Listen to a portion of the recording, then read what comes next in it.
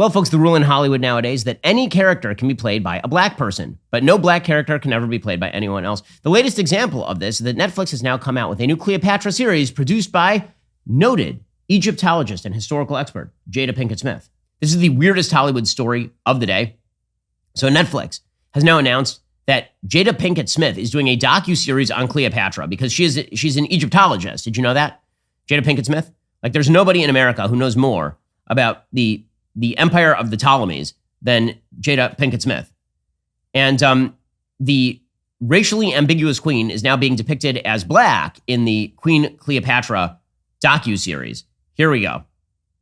Cleopatra was trying to save the country that she loved from destruction. I did what I had to do to protect what is mine. This is a woman exercising power. Cleopatra was a Ptolemaic ruler. The very first Ptolemy is a general of Alexander the Great. It's possible that she was an Egyptian. I imagine her to have curly hair like me and a similar skin color. I remember my grandmother saying to me, I don't care what they tell you in school, Cleopatra was black. She has become an icon. I am a god. I don't care what they tell you in school is a pretty good Her story resonates summary of this. with every woman. I don't care what they tell you in school is a really, really good summary of this. Okay, for people who don't know anything, like literally anything about world history, let me explain that Cleopatra was probably of Greek extraction. The reason that we say this is because she was almost undoubtedly of Greek extraction. Okay, she was part of the Ptolemaic Empire. Here's how it worked. After Alexander the Great conquered vast parts of North Africa and the Middle East and then died, this would be in the 4th century BCE, there was a giant sort of conflict that broke out among his chief generals. Okay, there was the Seleucid Empire. That was one area. One of the empires was the Ptolemaic Empire, right? Ptolemy. Okay, Ptolemy was one of his regional governors, and he ended up taking over that area. He was Greek. All of his descendants were therefore from him. They were Greek. The notion that Cleopatra was black is silly. But again, you're allowed to do this in Hollywood because, of course, the only thing that matters is our weird, parochially American perception of what race matters. It's super, super strange. By the way, we actually have sculptures of Cleopatra. It's not as though there's like nothing to indicate what Cleopatra looked like. There's a Roman sculpture of Cleopatra from like the mid-1st century, around the time of her visits to Rome. And she looks Greek because she was probably Greek. It was amazing. The entire Hollywood crowd went totally nuts when it turned out they were trying to cast Gal Gadot as Cleopatra. Gal Gadot undoubtedly looked a lot more like Cleopatra than anybody who's being cast in this particular production. Now, again, you can cast however you want, but I've noticed a certain pattern in Hollywood, which is that people who clearly are not black are now being cast as black. But if you ever did the reverse, then no way, right? That would be racism of the highest order. In fact, you'll recall that there's this Shonda Rhimes show, Bridgerton, in which is Queen Victoria, is it? I don't watch Bridgerton because I'm a dude and I have testicles. So Bridgerton is a show for women and also a racially strange show in which a bunch of white people are cast as black people, sort of like Hamilton. A bunch of white people are cast as people of color and all the rest.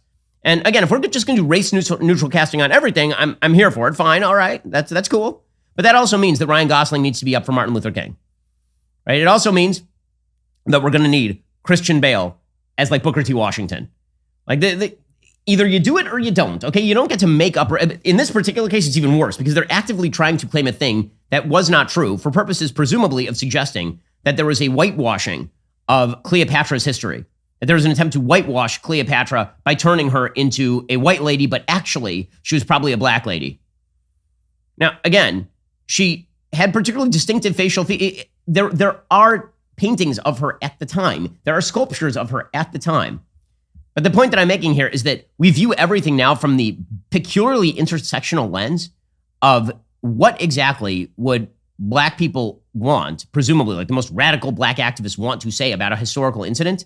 And then we just like put it out there. And it's super weird. Netflix putting its money behind that sort of thing. Again, why is Jada Pinkett Smith doing a thing about Cleopatra? Like, explain to me. It's super strange. Again, like just a little bit of accuracy would go a long way. Well, none of this makes any sense, but here is something that does make sense. You need to protect your online data.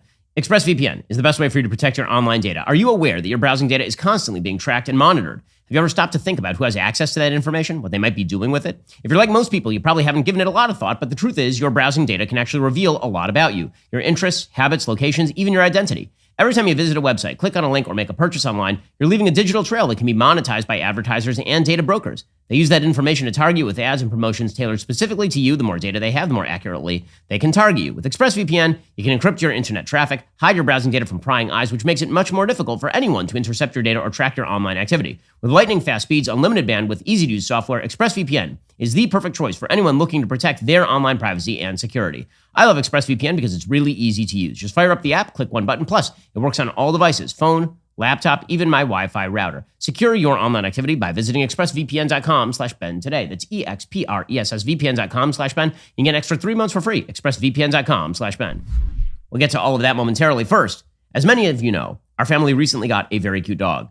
Happy is doing really well. He's a very cute dog. My kids really, really love him. And we all want Happy to be as healthy as possible, which is the reason I'm very excited about Rough Greens. Naturopathic Dr. Dennis Black, the founder of Rough Greens, is focused on improving the health of every dog in America. The dog food you've been giving your dog is dead food. It doesn't have all that much nutritional value. Rough Greens, however, is a supplement that contains all the necessary vitamins, minerals, probiotics, omega oils, digestive enzymes, and antioxidants your dog needs. You don't have to go out and buy new dog food. You just sprinkle Rough Greens on their food every single day. It makes it super easy. Dog owners everywhere are raving about Rough Greens. It supports healthy joints, improves bad breath, boosts energy levels, and so much more. Now, they say that you are what you eat, and that is also true for your dog. So, you should do the same thing that we've been doing for Happy. Again, he's a very, very cute dog. If you want your dog to be cuter, then you probably should do the same thing you do for our cute doggy. Naturopathic Dr. Dennis Black is so confident Rough Greens will improve your dog's health, he's offering my listeners a free Jumpstart trial bag so your dog can try it. A free Jumpstart trial bag can be at your door in just a few business days. Go to freeroughgreens.com/Ben. That's free, ruffgreens.com/Ben today. A lot of people on the left share a worldview where nothing is sacred. Literally nothing. So we shouldn't be shocked when nothing is sacred. For instance, it's fine to be pro-choice and go after the small unborn babies, but the fundamentals of Judeo-Christian law compel us to actually revere the sacred, including God himself. Commandment number 3, thou shalt not take thy God's name in vain, is akin to casual blasphemy. And it's not something we think about a lot these days, but you know who actually does think about that sort of thing? Jordan Peterson. In the latest episode of Exodus, we talked about this concept. Yeah, I've kind of revamped my earlier view about taking the Lord's name in vain. You know, I thought, well, it definitely meant do not take to yourself what is religious to justify your own tyrannical presuppositions. But I also think there is likely an injunction against the casual use of the sacred, right? The casual reference. It's like touching the Ark of the Covenant by mistake. You should be careful when you're treading near holy ground, just as a matter of practice. So I think we modify my speech to take that into account. In addition to Jordan, I sat alongside a group of esteemed scholars, theologians, and artists to discuss one of the most seminal books in the Bible. New episodes are coming online every single week exclusively for DailyWire Plus members. Join now at dailywire.com/subscribe to watch Exodus. Well, meanwhile, intersectionality is doing enormous damage to people. The highest form of intersectionality is, of course, trans women. Trans women and trans men, these are the highest form of intersectionality because they violate all prescribed rules and boundaries and are victims on all sides, right? This is the way that all of this works. Now, there are actual victims here. So there's a clip that has now been making the rounds on Twitter of a gay man who has now detransitioned after having all sorts of surgeries and all sorts of hormone treatments. It's really, really sad. It's super sad. And we're supposed to pretend these people don't exist. This is the truth. I'm an almost 30-year-old man. This is what I look like. This is what I sound like as an almost 30-year-old man.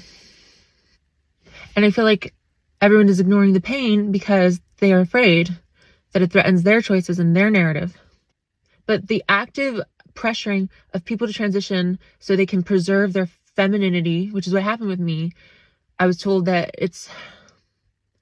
if I allowed myself to age, that I would become masculine and that it would never be possible and that I would do it anyway and that I would be a more masculine transgender person like them. I take accountability for all my choices. But when is the trans community going to take accountability for theirs? For leading me down this path? The answer is never. Legislators are instead going to do precisely what they want to do, including in Washington state, they've now passed just an insanely abusive law. So according to Axios, while other states are working to limit gender-affirming care, which of course is one of the most euphemistic euphemisms in the history of euphemisms, For transgender young people, Washington state legislature is going in the opposite direction. This year, Washington lawmakers are trying to protect trans patients, as well as doctors who practice here, from the reach of other state laws that restrict gender-affirming health care for minors. A measure has now passed the Washington House that would block courts and law enforcement in the state from aiding other states' investigations into patients who travel to Washington for gender-affirming care. So in other words, if mommy and daddy disagree on transing the 11-year-old, and mommy simply absconds with the child and goes to Washington state and starts transing the 11-year-old, Washington state will not allow any sort of investigation into that. Not only that, the law apparently goes even further than that. Apparently, under state law, elective surgeries on minors still require parental consent. However, Washington state is now promoting law that would effectively suggest that parents don't have that power. If a child seeking a gender transition runs away from home, and if the state knows their whereabouts, the state actually does not have to tell the parents where the kid is if the kid runs away from home because they are seeking quote unquote transgender care. This is insane. It's the fact that this is what has now become sort of the rote Democratic position is beyond contempt, obviously. You know who's noting this is Elon Musk, who actually has a kid who's trying this sort of nonsense right now. He tweeted out, any parent or doctor who sterilizes a child before they are a consenting adult should go to prison for life. Elon Musk is correct on that, for sure. Meanwhile, Washington state has lost the thread completely. James O'Keefe put out one, I believe this is his first investigation with his new group, OMG Media, in which he actually talked to female prisoners in the Washington state prison system who talk about what it's like to be housed with males who are pretending that they are female and suggesting that they are in fact trans. James O'Keefe, OMG News here. Have you heard of the Washington State Correctional Center for Women, which has been in the news for its policy to place men who identify as women in the same prison, sometimes even the same cell as biological women? Imagine coming to your room one day and you're in close custody and you turn around and there's a man standing up peeing in the toilet because you have the bathroom in your room and CCU. What? There's nothing you can do. What you just heard and what you're about to hear are multiple inmates describing their experiences with transgendered women, formerly known as men, within the women's prison. WCCW has been the tip of the spear with inclusivity in the prison system. To protect the at-risk individuals involved, we've taken steps to conceal the identities of the sources and the inmates.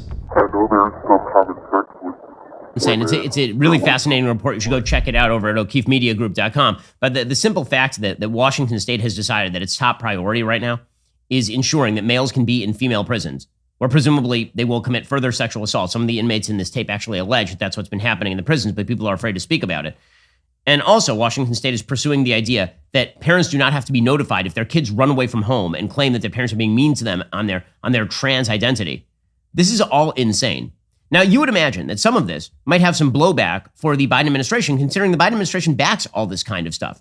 You might also consider the fact that the Biden administration is presiding over an inflationary spiral that still has not ended.